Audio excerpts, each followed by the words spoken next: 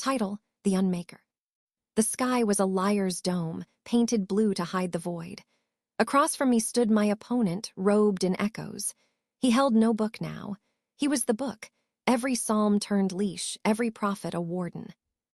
You stand before the universe, he said, and claim its author does not exist.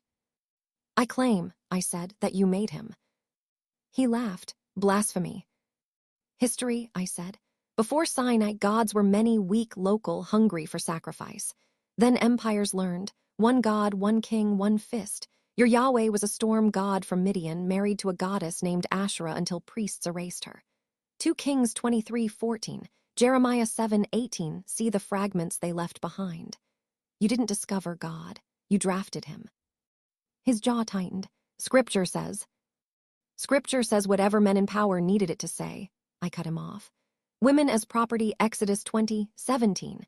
Children as chattel, Exodus 21:7. Slaves obedient to masters, Ephesians 6:5. Every verse that crushes you was written by a hand holding a whip or a scepter. Show me a holy text, and I'll show you a tax record, a census, a court of compliant priests. He struck back with the old weapons. The Lord is my shepherd, Psalm 23. Who shepherds the sheep to slaughter? I asked. Shepherds fleece them.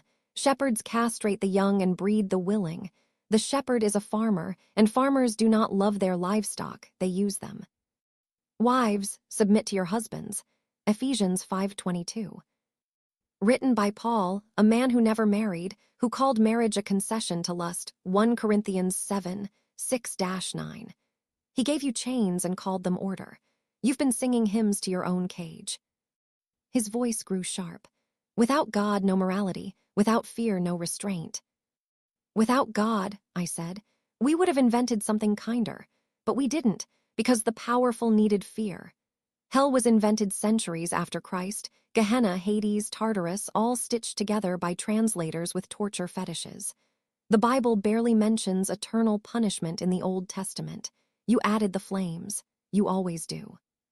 He stepped closer. You think children need no discipline. Women no guidance. I think children need protection. Women need freedom. And your God provides neither, only threats dressed as love. Show me a girl married at 12 to a man who cites scripture.